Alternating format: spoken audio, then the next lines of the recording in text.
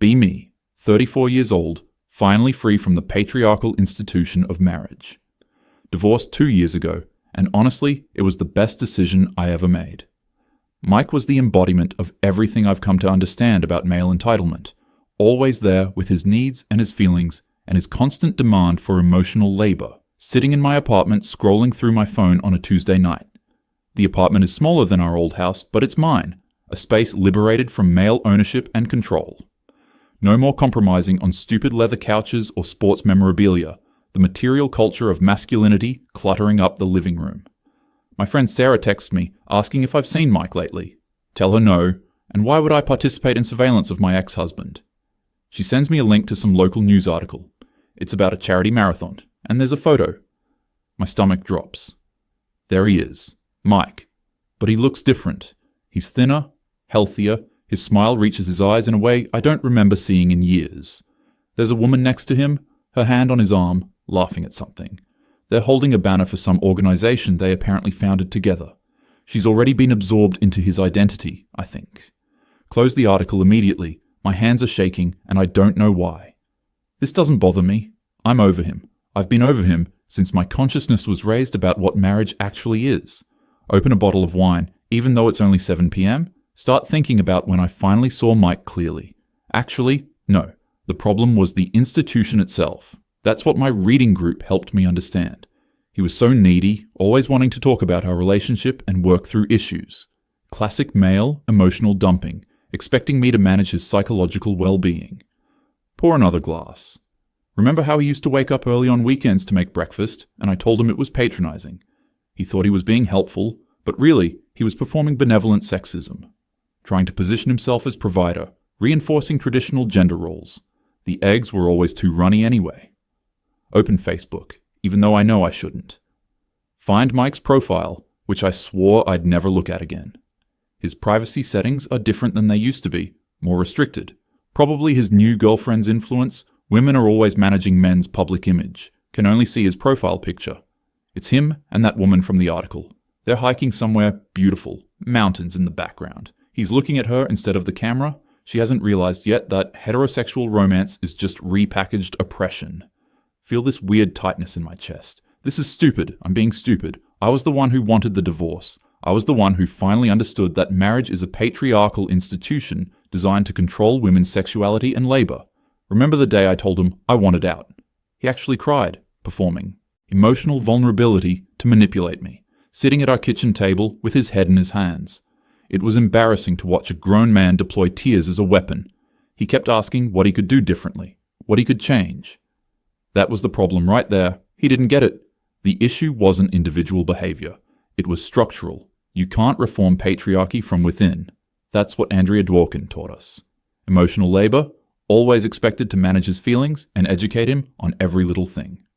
I'd just finished reading The Second Sex, and de Beauvoir's analysis of women as other finally made everything clear. Pour another glass. The bottle is half empty now. Start scrolling further back on his limited profile information. He works at the same company, but apparently got promoted to senior management. Of course, the patriarchal dividend in action. Mediocre men rising, while women do the actual work. I used to tell him it was because he wasn't assertive enough, but really, I was trying to help him see his male privilege. Maybe he finally stopped pretending to be egalitarian and embraced his structural advantages. Check the time. It's almost 9. Haven't eaten dinner, but the wine is filling enough. Text my friend Rachel asking if she wants to meet up this week. She responds 3 hours later saying she's really busy with her kids. Rachel has been distant since the divorce, couldn't handle my political evolution. Her husband probably feels threatened by a woman who's rejected the nuclear family model.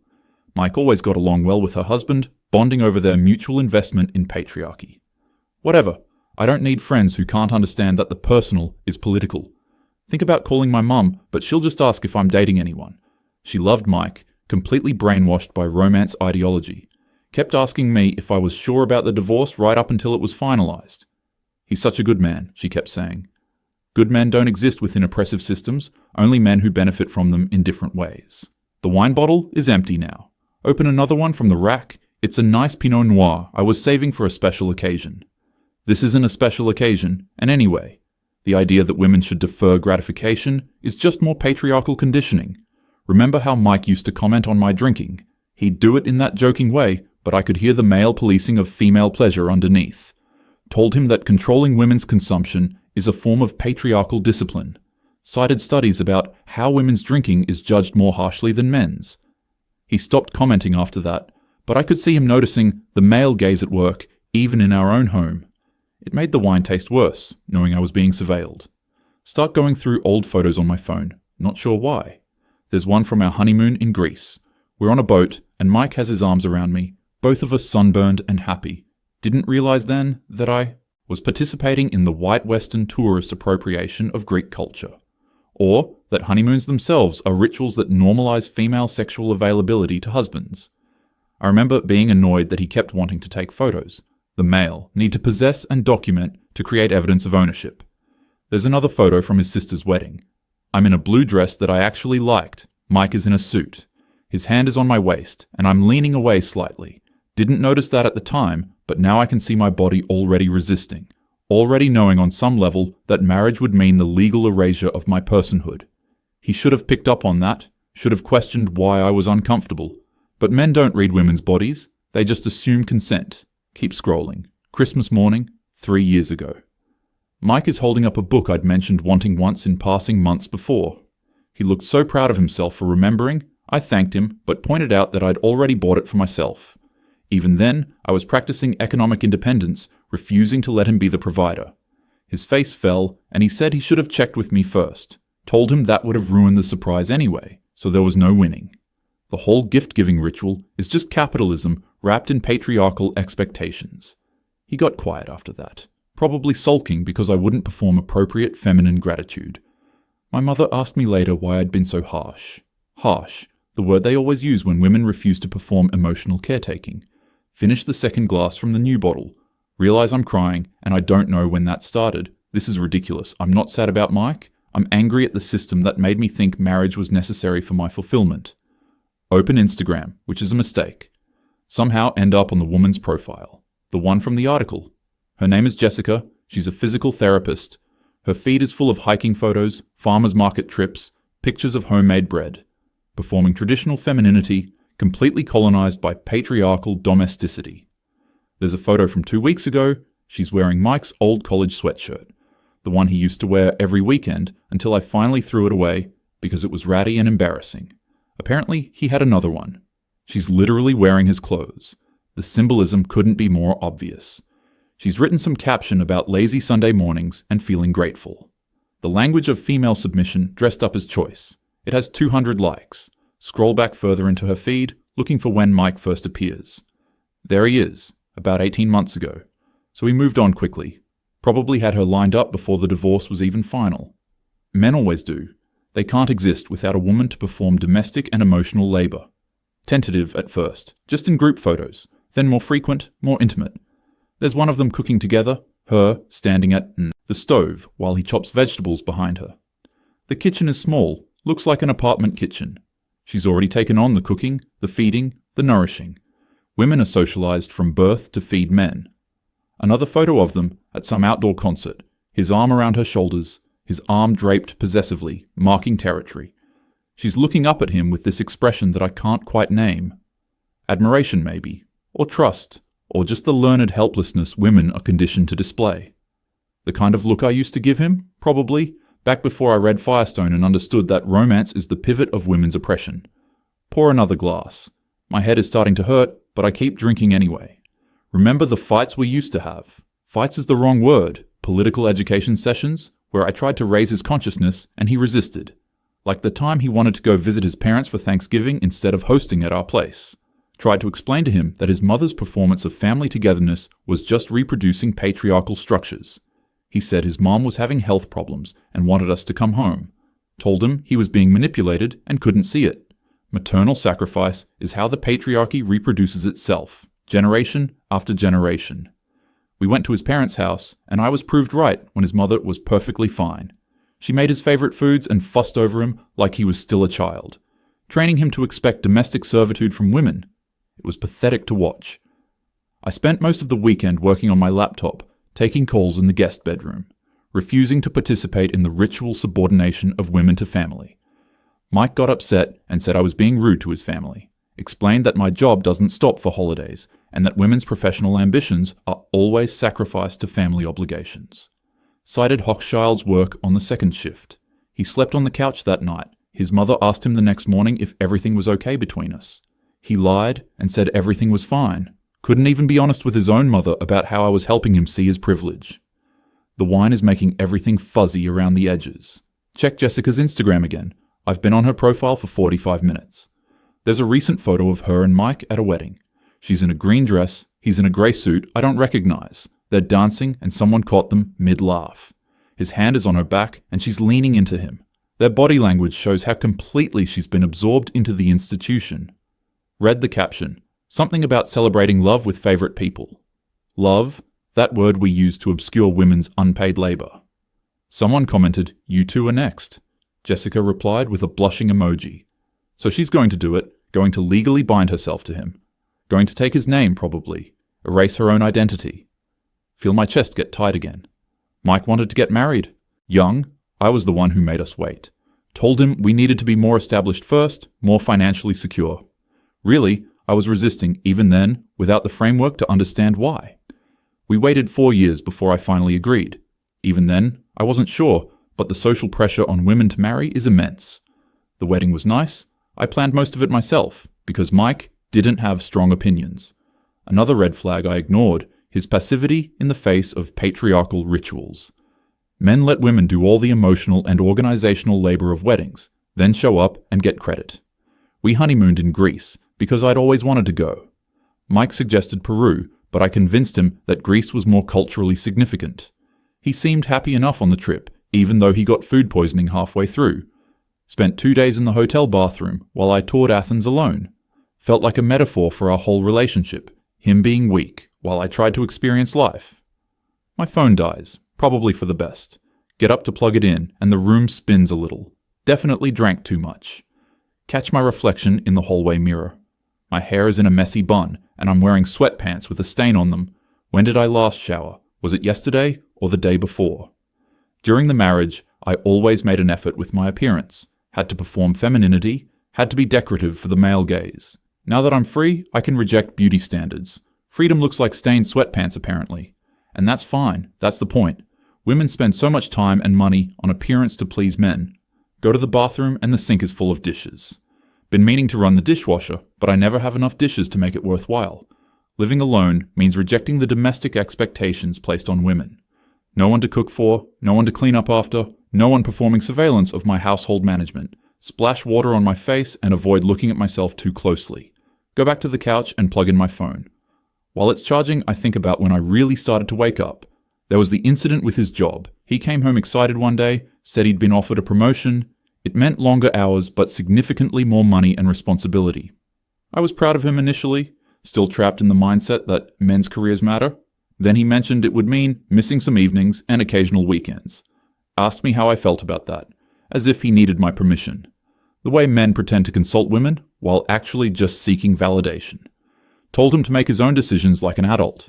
He took the job and suddenly was gone more. Complained to him that he was never home, never available. He looked confused, reminded me I'd encouraged him to take the promotion, explained that I was critiquing the structure that makes men choose career over family. But really, I was starting to see that having him around less was actually freeing. That's when he started, looking tired all the time. Eyes red, shoulders slumped, moving through the house like a ghost. Asked him what was wrong and he said he was just stressed with work. Told him that everyone deals with stress, that he needed to manage it better. Suggested he try meditation or exercise or therapy. Honestly, was just tired of managing his emotions on top of everything else. He started running in the mornings before work. Would come back sweaty and shower while I was getting ready. It threw off my whole routine, his body and needs taking up space in my morning. Mentioned this to him, and he started showering at the gym instead. Then I barely saw him in the mornings at all. Started to feel like we were roommates, not spouses. Which is when I started going to the Feminist reading group. Brought this up one night over dinner. He put down his fork and asked what I wanted from him. Told him I wanted a partner who understood that marriage is a patriarchal institution, that we were participating in a system designed to subordinate women. He said he was trying his best to be what I needed while also succeeding at work like I'd encouraged. That's when I knew he would never understand. He was too invested in his male privilege to see it. If I had to explain it, then what was the point? My phone finishes charging enough to turn back on. Flood of notifications, mostly promotional emails. One text from my coworker asking if I want to get lunch tomorrow. She's nice enough, but she's always talking about her boyfriend. Every story begins with Jake and I this, or Jake thinks that. She's completely lost herself in heterosexual romance. It's exhausting being around women who've been so colonized by patriarchy. Text back that I'm busy. Actually have a meeting for the women's collective I joined. We're organizing a protest against the new abortion restrictions. This is the work that matters, not individual romantic relationships. Open a delivery app and order Thai food, even though I'm not really hungry. Just feel like I should eat something to soak up the wine. While I'm waiting, I go back to Mike's Facebook. Send a friend request before I can think better of it. Immediately regret it and try to cancel, but it's already sent. Stare at my phone in horror. What am I doing? Why do I care? This is insane. He probably won't even accept it. We haven't spoken since the divorce was finalized, since I told him I was done participating in the legal ownership of women by men. The food arrives and I eat it mechanically, not tasting anything. Check my phone every few minutes. No response to the friend request. Obviously, because he's probably out with Jessica performing couplehood. Farmers market at night? Is that a thing? Maybe they're at a pottery class or a wine tasting or volunteering at an animal shelter, the kind of wholesome heteronormative activities that mask power imbalances. Remember when Mike used to suggest date nights? Dinner and a movie, walks in the park, cooking classes. Told him we didn't need to perform romance like we were in a commercial. If our relationship needed that kind of propping up, then something was fundamentally wrong. Which it was. The fundamental wrongness of marriage itself.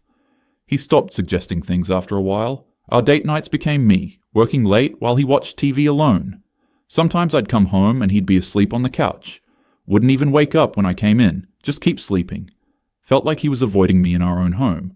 Or maybe he was just exhausted from trying to exist in proximity to someone who was constantly critiquing him. Finish eating, and the apartment feels very quiet. Turn on the TV for background noise. Some romantic comedy I've seen before. The couple on screen is fighting about something trivial. They'll make up by the end, they always do. Movies are propaganda for the romance industrial complex. They teach women that love conquers all, that we should sacrifice ourselves. Real relationships are complicated and difficult and structured by gender oppression. Most people aren't equipped to see the water they're swimming in. Check my phone again. Mike accepted my friend request. My heart starts racing. Can see his full profile now, all the photos I couldn't see before.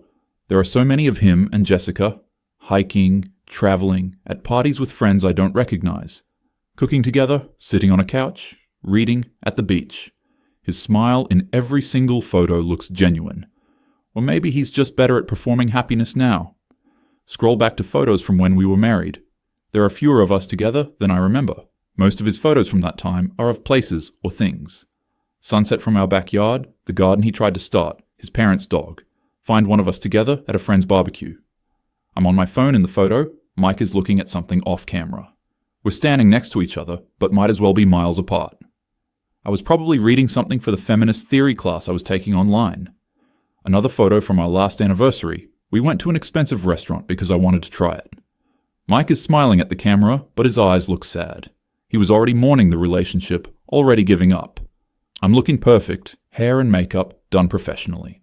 Still performing femininity, still trapped. We look like strangers forced to take a photo together, which we were, really, strangers bound by a legal contract. Find a photo from just a few months before the divorce. It's from some work event I dragged him to. He's in a suit, standing awkwardly while I talk to my colleagues. Someone tagged him in the comments the patient husband. He'd liked the comment, patient, like enduring something difficult, which he was, enduring my political awakening. Finish the rest of the wine in my glass. See that Mike posted something an hour ago. It's a photo of a homemade dinner, 2 plates on a small table. Caption says grateful for simple pleasures and great company. Jessica commented with a heart emoji. His coworker commented, "You two are disgustingly cute." Mike replied, "Can't help it." Stare at this exchange for a long time. Mike was never playful like this with me. Always so serious and worried, walking on eggshells. That was his choice though, his response to a woman who refused to coddle him. Or maybe that's what happens when you try to have a political analysis in your personal life. Start scrolling through my own Facebook, looking at what I've posted in the last 2 years. Articles about workplace equality, shares from feminist activists, links to political theory, a photo of my apartment when I first moved in, a selfie from 6 months ago at a protest, posts about reproductive justice, the wage gap, male violence. No photos with friends, no check-ins at restaurants, no life updates.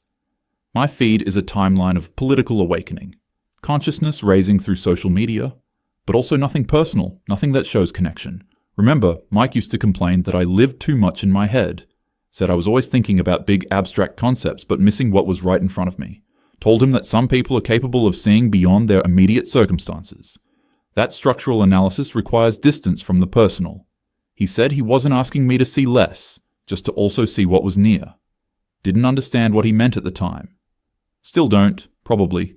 The personal is political, but maybe I made the political so consuming it ate the personal. Check the time, it's past midnight. Have work tomorrow, but feel wired despite the wine. Go to my bedroom and get into bed with my phone. Pull up old text messages with Mike, scroll back to the months before the divorce. Most of the texts are logistical. Who's picking up groceries? What time will you be home? Did you call the plumber? Find one exchange from a particularly bad week, right after I'd finished reading Catherine McKinnon. Can we talk when you get home? I'm worried about us. I'm tired of these conversations. We need to talk about the structural issues, not just our feelings. I feel like we're falling apart, and I don't know how to fix it. Maybe it's not fixable. Maybe marriage itself is the problem. Have you read any of the books I gave you? I started the Dworkin, but it's really dense. I don't understand how this relates to us. That's the problem. You don't see how we're embedded in patriarchal structures. I'm trying to understand. Can you help me?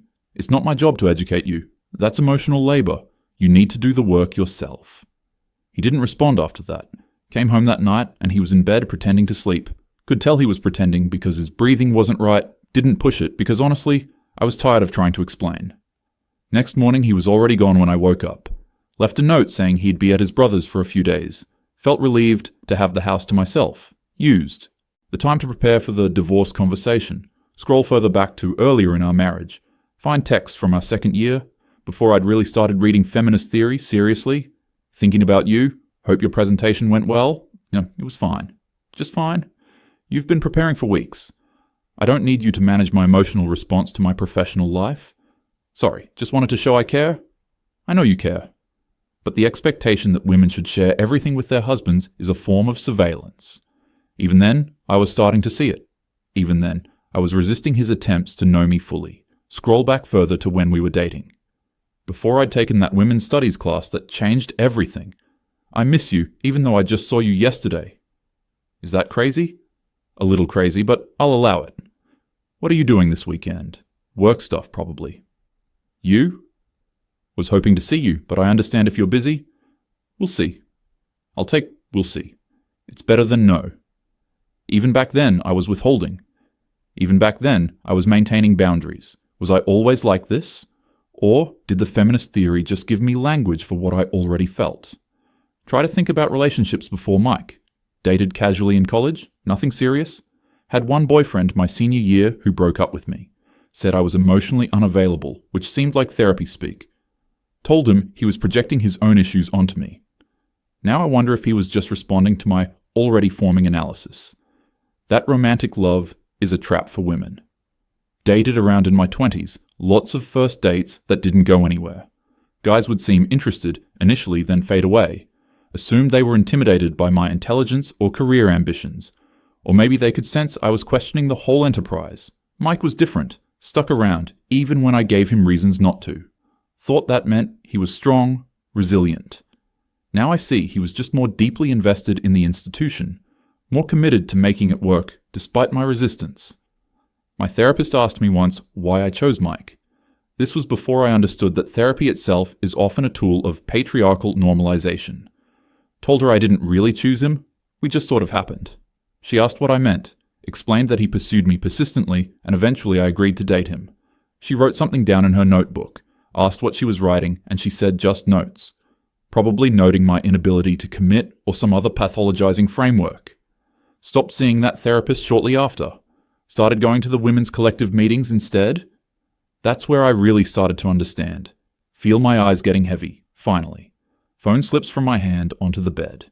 Wake up a few hours later, room is dark and my head is pounding. Phone is still on, Battery almost dead again. See that I have a message notification. It's from Mike, sent 20 minutes ago. Sit up too fast and the room spins. Open. The message with shaking hands. Hey, saw you sent a friend request. Wasn't sure if it was intentional or accidental, but I accepted. Hope you're doing well. Stare at this message for a long time. Type and delete several responses. It was intentional sounds, too eager. Accidental is a lie and also embarrassing. Thanks is too brief. Finally, settle on. Thanks. You seem to be doing well, too. He responds almost immediately. Must still be awake. I am. Life is good. How are you? Fine. Busy with activism? That sounds like you. I'm glad you're staying engaged with things that matter to you. I saw you got promoted. Congratulations on climbing the corporate ladder. Immediately regret the tone. Thank you. It's been a good change. I'm trying to use the position to push for better policies. Like what? Parental leave, pay equity, flexible work arrangements. I know you'd probably say it's not enough, and you'd be right, but it's something, not what I expected. That's good. Reform is limited, but it can help people. I remember you teaching me about the limits of reform. I think about our conversations sometimes. Do you? Long pause. He's typing and stopping. Typing and stopping. Yeah. You challenged me to think differently about a lot of things. I'm grateful for that, even though I know our marriage didn't work out. Don't know what to say to that. I challenged you too much, probably. Maybe. Or maybe I wasn't ready to hear it. Or maybe we just weren't right for each other. Marriage isn't right for anyone. It's a patriarchal institution. I know you believe that. I'm not sure I agree, but I respect your analysis. Feel frustrated. You're getting married again, though. To Jessica. We're engaged, yes. I know you think that's me participating in oppression, aren't you? Maybe. Or maybe I'm choosing to build a life with someone I love within the structures that exist. I'm not a theorist like you. I'm just trying to be happy. The words sting. Happiness within oppressive structures is complicity. Maybe. But misery within those same structures doesn't dismantle them either. Sit with this for a long moment. I'm sorry. That was harsh. I just mean that you seemed really unhappy when we were together, and it doesn't seem like leaving has made you happier. You don't know anything about my life now. You're right, I don't. I'm sorry for presuming. I'm not unhappy. I'm politically conscious. There's a difference. Okay, I hear you. Another pause. Listen, I reached out because you friended me, but I don't want to fight. I'm at peace with everything that happened. I hope you are, too, at peace. What does that even mean? How can anyone be at peace in a world structured by gender oppression? I'm at peace with my decision to leave the institution of marriage. Good. That's all anyone can ask for. Another pause. I should get to sleep. Early morning tomorrow. Take care of yourself. You too. Watch him go offline. Sit in the dark with my dying phone. He didn't defend. Himself, really. Didn't argue with my analysis. Just acknowledged it and moved on. Is that what we are now? People with incompatible worldviews? People who used to share a bed and a life, now reduced to political disagreements. Get up and go to the bathroom. Take 3 ibuprofen and drink water from the tap. Look at myself in the mirror. Really look this time. I've aged in the last 2 years. Lines around my eyes, grey hairs I haven't bothered to colour. When did I stop caring about my appearance? This is freedom, I remind myself. Not having to perform femininity for anyone's benefit. Rejecting beauty standards that oppress women. But it doesn't feel like freedom at 3 a.m. with a headache and an empty apartment. Feels like something else. Go back to bed, but can't sleep. Think about the life Mike is building without me. Charity marathons and hiking trips and homemade dinners. Jessica in his old sweatshirt, probably going to take his name. Mike smiling genuinely, participating in structures I've rejected. All of it happening without me, in spite of me, because of my absence. Try to pinpoint when I became this person. The one who sees oppression in every gesture. The one who can't accept love because love itself is suspect. The one who's alone with her analysis. Think about the feminist reading group. We meet every Thursday at someone's apartment. Read theory, discuss politics, support each other. But also there's something missing. We analyze and critique and deconstruct. But we don't really share ourselves. Don't talk about feeling lonely or scared or uncertain. That would be weakness, or worse, complicity. Wonder what Mike saw in me at the beginning? Try to remember who I was when we first met. Younger, less certain about everything. He said he liked my confidence, my intelligence. Said I challenged him to think differently. When did challenging become lecturing? When did confidence become rigidity? My phone is charging again, still plugged in from earlier. Turn it on and look at Mike's message one more time. I hope you are too. Such a simple statement. He hopes I'm at peace. After everything I put him through, after telling him he was complicit in patriarchy, he still hopes I'm at peace. Feel something crack open in my chest. It's not a pleasant feeling. It feels like looking at your political commitments and wondering if they've cost you everything else. Get out of bed and go to the living room. My laptop is still on the coffee table from earlier. Open it and pull up the divorce papers, saved in a folder I haven't opened in months. Read through my list of complaints. Irreconcilable differences, fundamental disagreement about the nature of marriage, grown apart. All true in a sense, but also incomplete. The real reason isn't in these papers. The real reason is that I couldn't accept being in an institution I'd come to see as oppressive. Mike knew me, really knew me. Saw past the confidence and politics to the scared person. Underneath, the person who needed the analysis to make sense of her inability to be vulnerable. The person who used feminism as a shield. The person who left before she could be disappointed. He saw all of that and loved me anyway, and I punished him for it. Every kind gesture was interrogated for patriarchal assumptions. Every attempt at intimacy was analyzed as male entitlement. Every expression of love was treated as ideology. Closed the laptop and put my head in my hands. The sun is starting to come up, grey light through the windows. Haven't slept at all. Think about calling in sick to work, but what would I do all day? Sit in this apartment with these thoughts. At least work is a distraction. Shower and dress mechanically. Catch the bus because my car is in the shop. Sit next to a couple who can't stop touching each other. Little touches, her hand on his knee, his shoulder against hers. Casual intimacy. I reject it as performance. Get to work early, office is mostly empty, make coffee and sit at my desk. Co-worker Jennifer comes in and asks how I'm doing. Tell her fine, and she lingers like she wants to say more. Finally asks if I want to get drinks after work. Almost say no automatically, but something makes me pause. Agree to drinks, and she looks surprised but pleased. Day passes in a blur of meetings and emails. Can't focus on anything. Keep thinking about Mike's message. Misery within those same structures doesn't dismantle them either. Meet Jennifer at a bar near the office. She orders a beer. I order wine. We talk about work for a while. Safe territory. Then she mentions her recent breakup. Says she's relieved it's over, but also grieving what could have been. Find myself actually listening instead of analyzing. Ask her what went wrong. She says she thinks they wanted different things. Said she spent so much time critiquing him that she forgot to actually be with him. Feel a jolt of recognition. She asks about my divorce, first time a co-worker has directly asked. Usually people dance around it, too polite or too uncomfortable. Tell her the basic facts, together for 8 years, married for 4, divorced 2 years ago.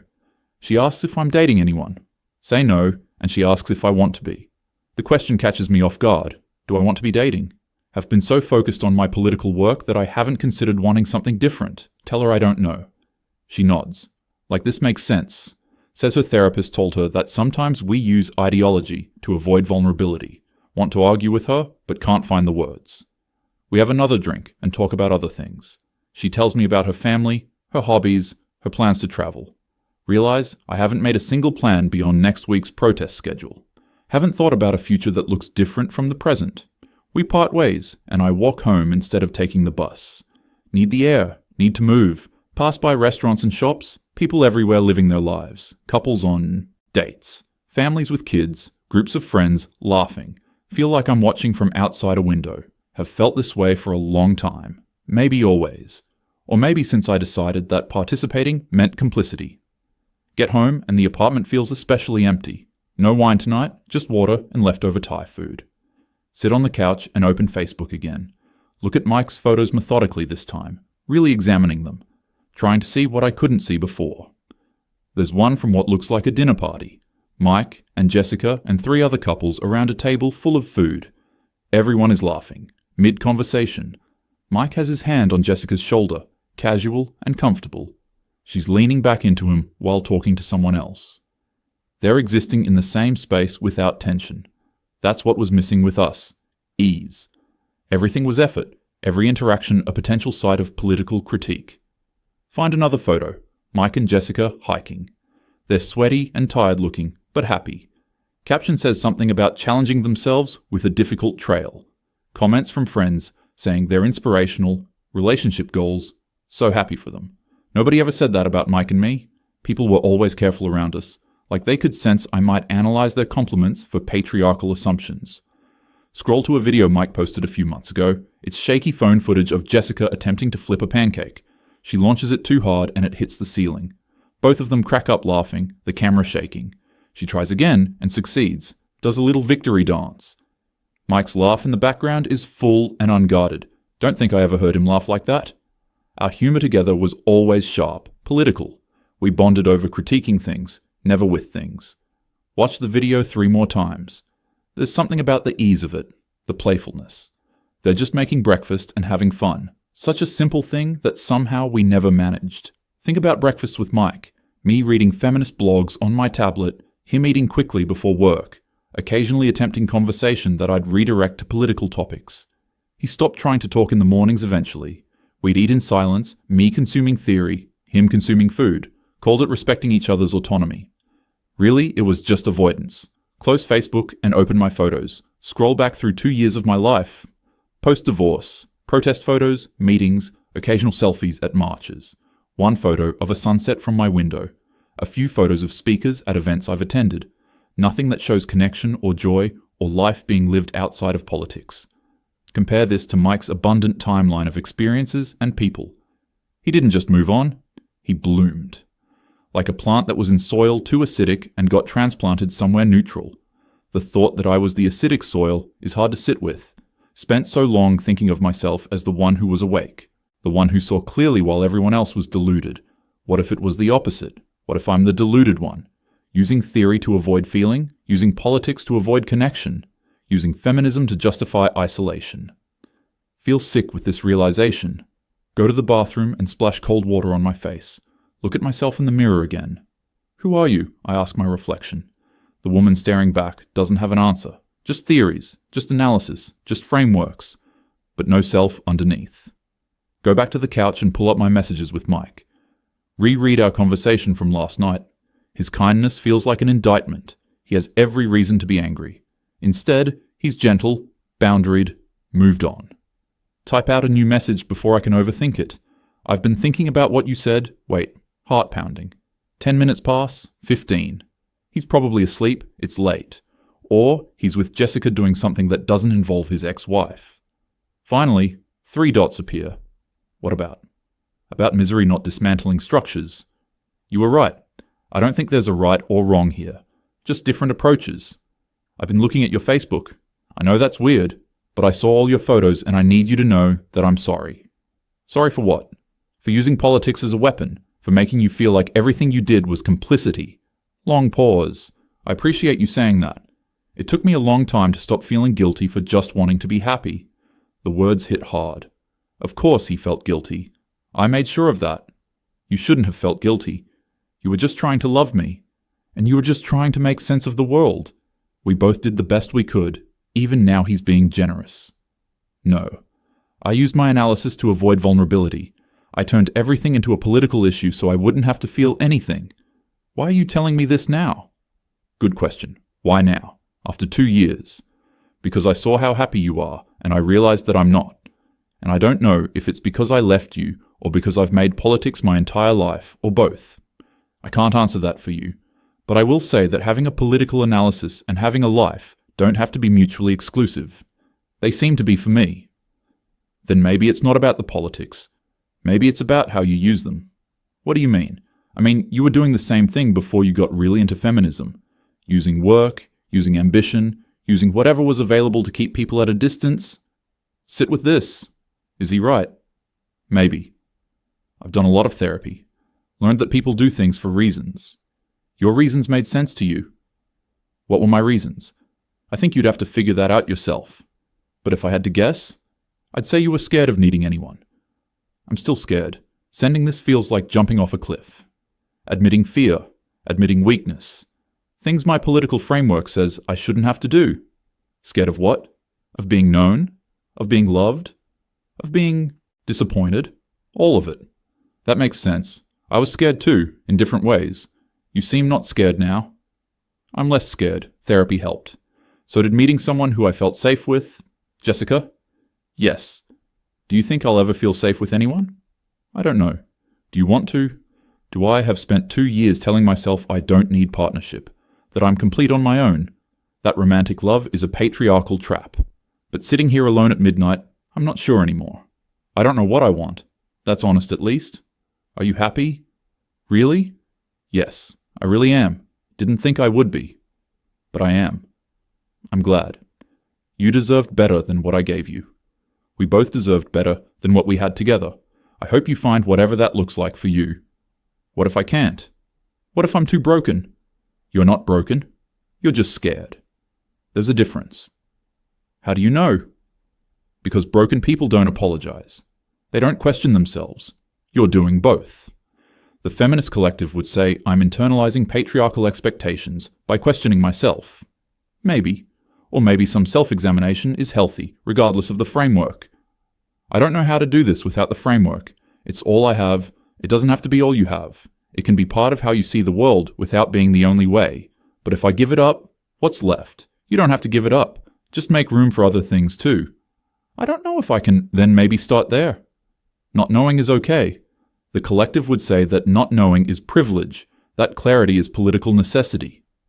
What do you say? No one has asked me that in a long time. What do I say? Separate from the theory, separate from the collective. I say I'm lonely. Typing this makes me start crying. Real tears, not political tears, not analytical tears. I'm sorry you're lonely. Are you? You should be happy I'm suffering after what I did to you. I'm not happy you're suffering. I never wanted that. Why not? Because I loved you. Part of me still cares about you, even though we're not together. How? After everything? Because you're a person. Imperfect, scared, trying to make sense of things. Like everyone else. I thought I was making sense of things. Now I don't know. That's growth. Even if it doesn't feel like it, it feels like falling apart. Maybe that's what you need. To fall apart so you can put yourself back together differently. I don't know how. Therapy helped me. I know you stopped going because you thought it was normalizing, but maybe find someone who gets your politics? Maybe. And maybe talk to people outside the collective sometimes. Get different perspectives. Like who? I don't know. Co-workers? Other friends? People who care about politics but aren't consumed by them? I don't really have those people anymore. Then maybe start there too.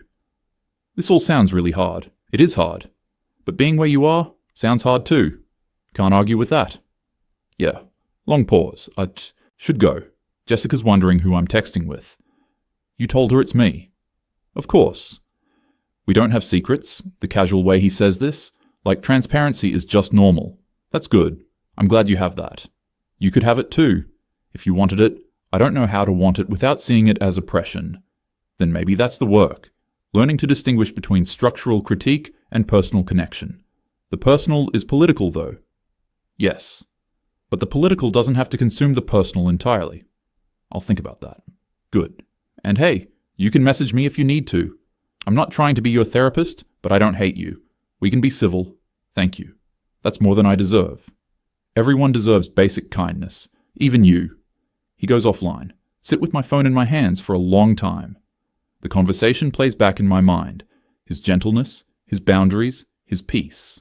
All things he found after leaving me. Look around my apartment with fresh eyes. It's not decorated how I want. It's decorated to prove I don't care about domesticity. It's not freedom. It's a political statement that I have to live in. I've been calling loneliness resistance. Calling isolation political consciousness. Calling emotional unavailability feminist praxis. Get up and walk through the rooms. Kitchen with dishes in the sink because cleaning is women's work. Bedroom with clothes on the floor because tidiness is patriarchal conditioning. Bathroom with expired makeup because beauty standards are oppressive. Living room with just a couch and a TV because consumption is capitalism. This is what I chose. This is what I built. The right to be alone and politically pure and slowly disappearing. Sit back down and think about what Mike said. About using politics to avoid vulnerability. About being scared before I even had the framework. Think about my parents. My mother, brilliant and angry, always critiquing my father. My father, quiet and checked out, working late to avoid her. Their marriage a cold war. swore I would never be like them. Yet here I am, alone like my mother, using different words for the same isolation. Think about the feminist collective, the other women, all brilliant, all angry, all alone. We meet every Thursday and analyze the world. But we don't share ourselves, don't ask each other how we're really doing. Don't acknowledge that maybe our political commitments are also defenses. Think about the books I've read: Dworkin, McKinnon, Firestone, de Beauvoir.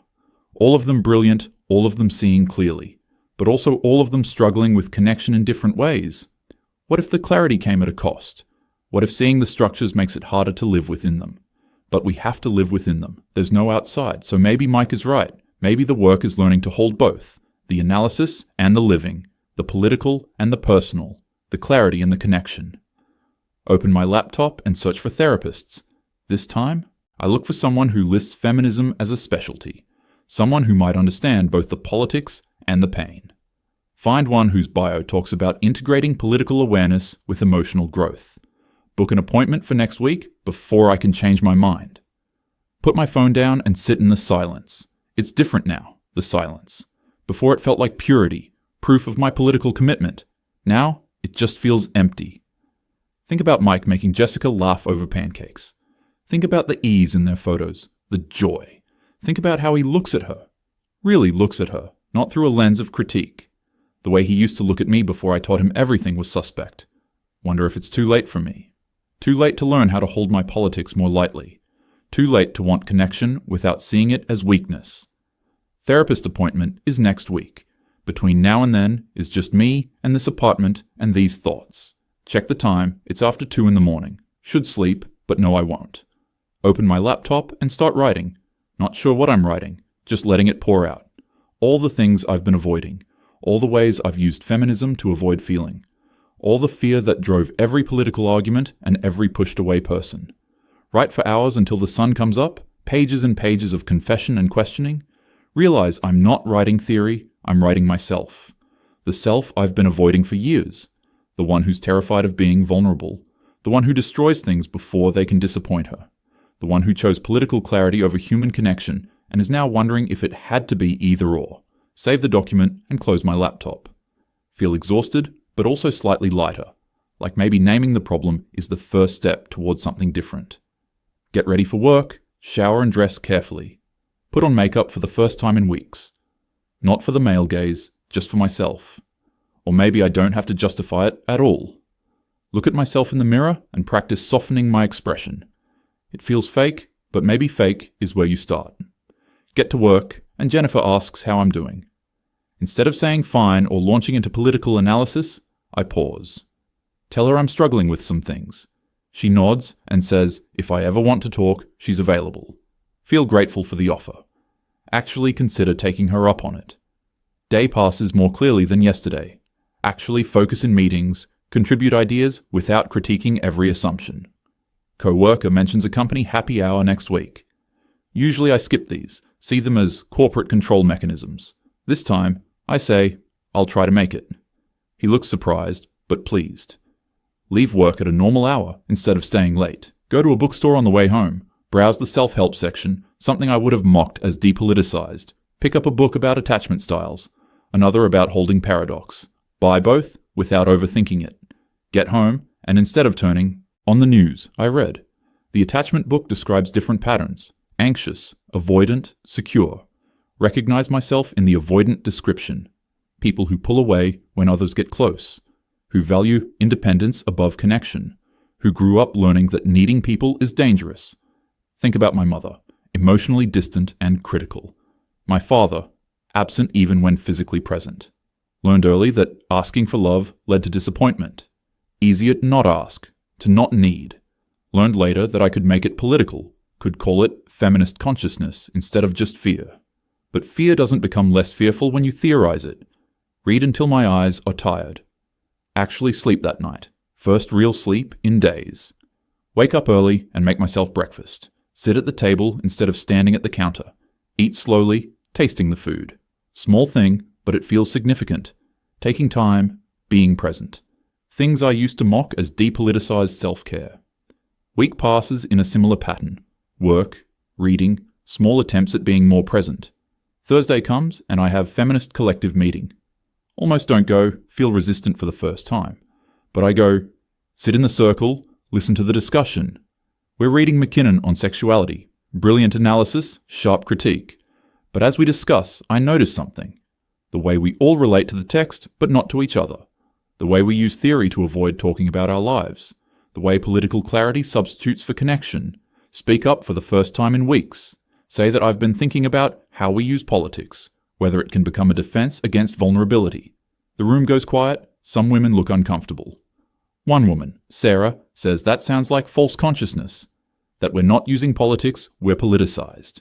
Another woman, Angela, says actually she's been thinking the same thing, that she wonders sometimes if her commitment to staying single is political or just fear. The room divides, some women angry at the suggestion, some women nodding, looking relieved.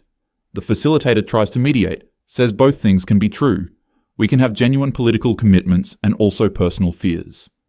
Meeting ends, earlier than usual, tension unresolved.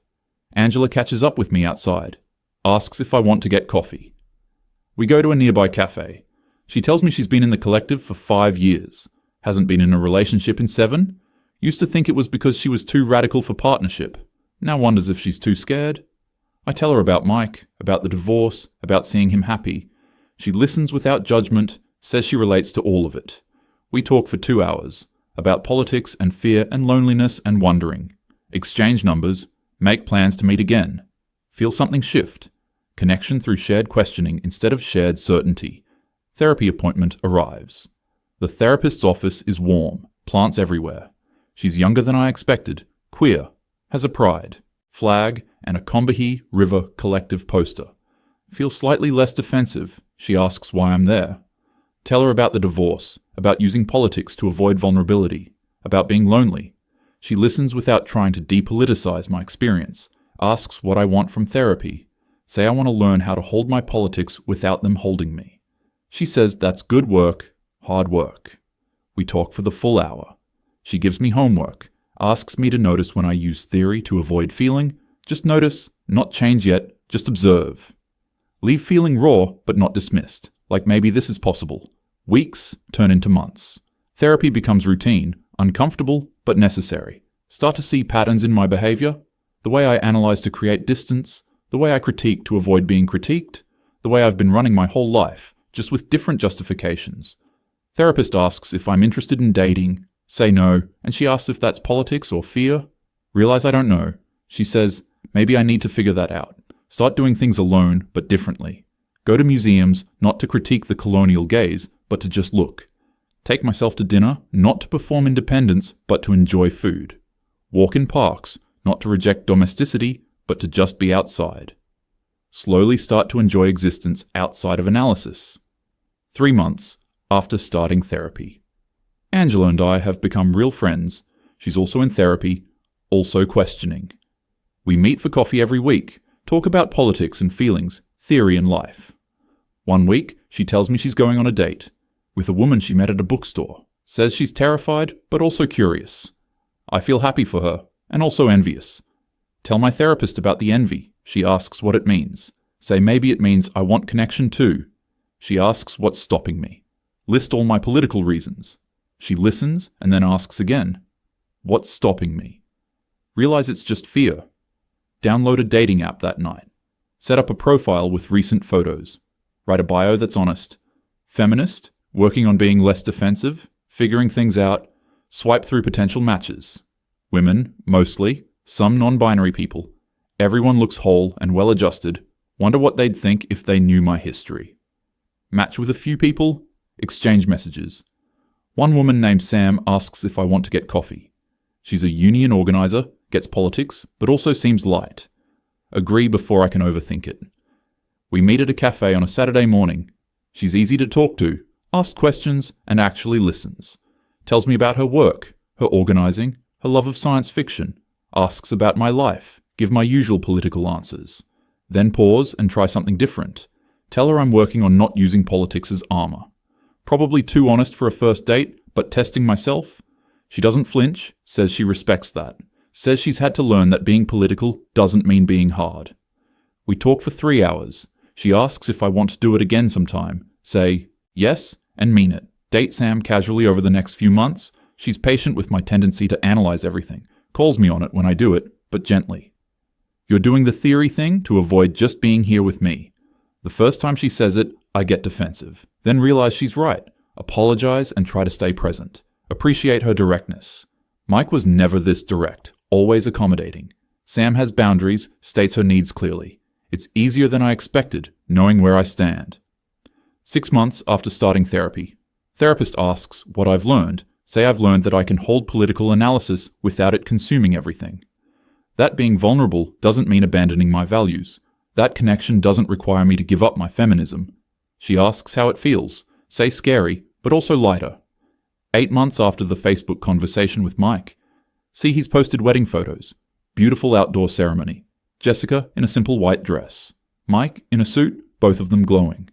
Study the photos, looking for my own feelings. Wait for the pain, the jealousy, the political critique. It comes but softer than expected. Mostly, I feel happy for him. Genuinely happy that he found what he needed. Comment on the photo. Congratulations. Wishing you both every happiness. Jessica likes the comment. Mike replies, thank you. That means a lot. I hope you're doing well. Realize I'm doing well. In my own way. Not perfectly, still struggling, still questioning. But doing the work of learning to be both political and human. Tell my therapist about it in our next session. She asks how I felt. Tell her surprisingly, okay. She smiles and says, that's significant growth. Asks if I've thought more about what I want. Say I want to keep seeing Sam. Want to keep doing therapy. Want to stay political, but make room for other things too. She asks what's different now. Think about it, trying to articulate. Say that I used to think having a political analysis meant rejecting everything else. Now I'm learning it can be one lens among many. That I can see structures and also see individual people. Can critique institutions and also participate in relationships. Can be a feminist and also be someone's partner. Therapist asks if I'm ready to end therapy soon. Say not yet, still need the support. She nods, says we can continue as long as I find it helpful, year after starting therapy. Sam and I are having dinner at her place. She's cooking, I'm chopping vegetables. Realize I'm happy in this moment. Not performing happiness, not analyzing happiness. Just being happy.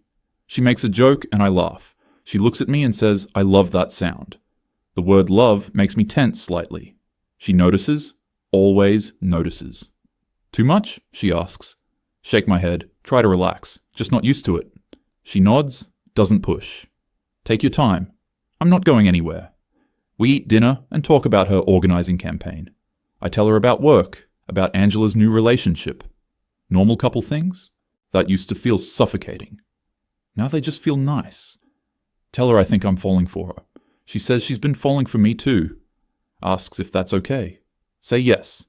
It's okay. More than okay.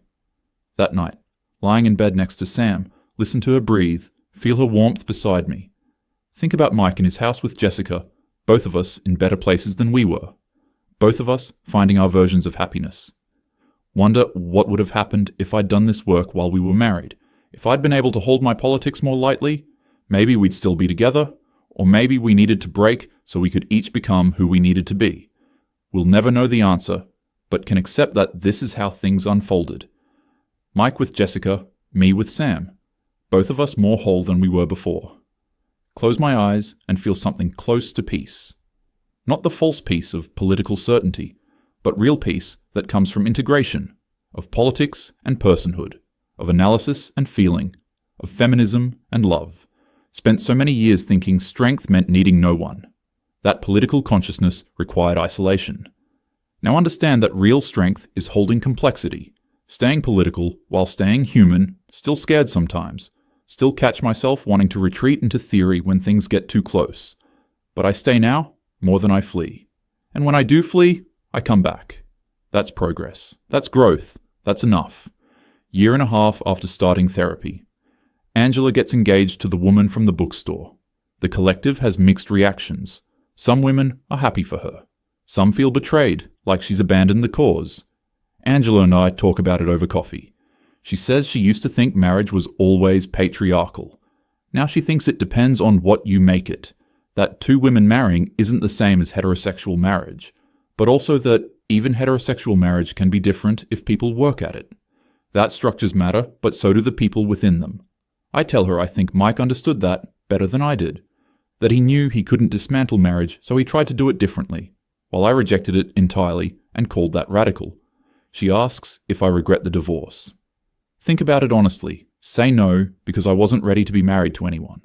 But I regret how I did it, regret using politics as a weapon, regret not seeing Mike as a person separate from structures. She says, regret can be productive if we learn from it. I agree.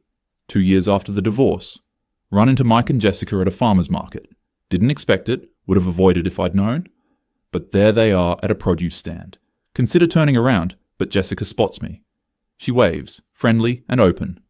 Walk over, because it would be weird not to. Sam is with me. I introduce her. Mike introduces Jessica, though we already know who each other are. Awkward moment of standing there. Then Jessica, bless her, asked what we're making for dinner. Sam launches into a description of her pasta recipe. The four of us end up talking for 20 minutes. About food, about the weather, about a new restaurant. Normal conversation, no tension. As we're leaving, Jessica says we should all get dinner sometime. Expect Mike to make an excuse, but he nods. Yeah, that would be nice. Exchange numbers, make vague plans. Walk away with Sam. She asks if I'm okay. Realize I am. More than okay. Feel grateful, actually. Grateful Mike found happiness. Grateful I'm finding my own version. Grateful it's possible to hold political commitments without them destroying everything else. That night, tell Sam I love her. First time I've said it to anyone since Mike. She says it back. We sit in comfortable silence. The kind I used to fill with analysis. Now, I just let it be. Think about the journey from there to here. From using feminism as armor to using it as one tool among many. From seeing oppression in every gesture to seeing both structures and people. From isolation as purity to connection as possibility. Tell my therapist all of this. She asks if I still consider myself a feminist. Say absolutely. But differently now. Still analyze structures. Still see patriarchy. But also see individual humans trying their best. Still critique institutions. Still work for change. But also participate in those institutions while working to transform them.